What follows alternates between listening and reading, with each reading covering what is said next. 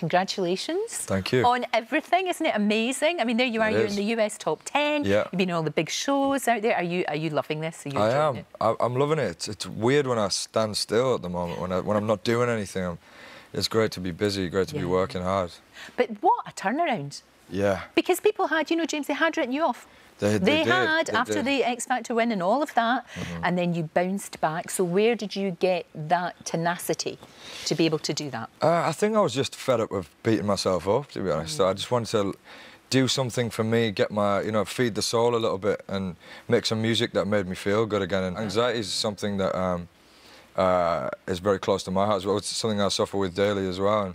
And music, you know, can really help that. Very much so. And also you write from the heart, of course, and you write about experiences and feelings that people can really connect with. Yeah. I think that's what why people love the music so much. Yeah, it's very, very authentic. It's very true. Yeah, I just try and keep it as honest as possible. And it's cathartic for me. So, you know, if it helps other people, that's you know, it's amazing. Well, you say you deal with anxiety. I mean, how is it really music that helps you through that? Would you go and play something, or you know, if you've got to go on stage and you're feeling anxious, how do you deal with that? Yeah, I'm getting a lot better. I think that the most important thing for anyone who's got anxiety is, first of all, being aware of the triggers. Yeah.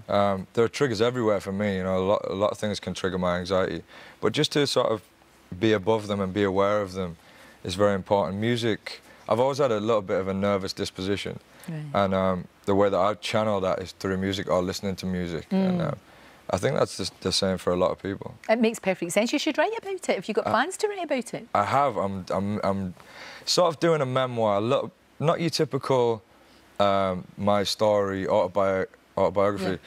I want to intertwine my struggle with mental illness in the book. It's called Back to the Boy, and the boy represents the sort of vulnerability that I've struggled. You know, it represents the mental illness, the anxiety, the depression, and it's kind of there. It's a thread throughout the story. So it's sort of, I kind of want to let people know that if I can do all these crazy, where I'm talking about myself every day, you know, talking to people like yourself and doing all this promo and stuff that I'm not super comfortable with. Right. You know. Well, you can do that. You can do it. Yeah, of course you can. I think in a lot of times as well, you were misunderstood a lot, weren't you? Because, again, with the battling against anxiety and all the problems that you had, you know, you've managed to put that behind you, which is fantastic. Yeah. And I think people really admire that, you know, when you can do that. Yeah, I'm trying. You know, I'm not like here saying I'm some guru of life now, like I'm reformed and rehabilitated. You know, I still struggle, but I think positivity is really important. I think that's where I'm at the moment. It's just trying to be as positive as I can be. No, absolutely. And you're going to be I mean, America is beckoning. You're going to be there in the summer, I believe. I am. I'm doing a tour with One Republic, which is just mind-blowing. I mean, this time 6 months ago, I didn't know where I was going. You know, it felt like things were over. And it's turned round. It's amazing. And we'll see you, though, won't we, over here in the UK? You're going to be doing a tour later on in the year? I'm doing an arena tour in November this year, yeah. Ella Henderson's going to be supporting me. Oh, I love her. She was amazing.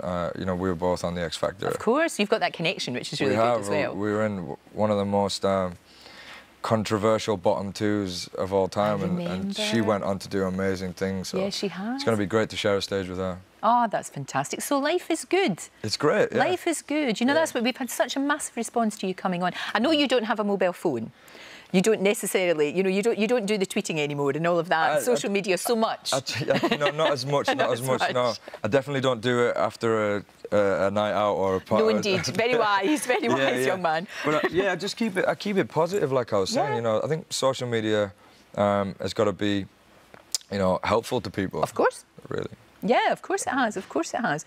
Well, look, you're going to be performing for us later on. I'm really, really looking forward to that. Yeah. That's going to be fantastic. And we really wish you all the best, because you have managed to turn things round remarkably. And the fact that while you're doing that, you're still dealing, you know, like Louis, like Carol, we were talking to you yesterday. Like so many people. You're managing to deal with these feelings of anxiety, and very, very important to talk about that, particularly this week. Yeah, it is. Make people aware. It's great to make people aware. Thank you, love. Thank you. Great to see you. Thank you. Good to see you again.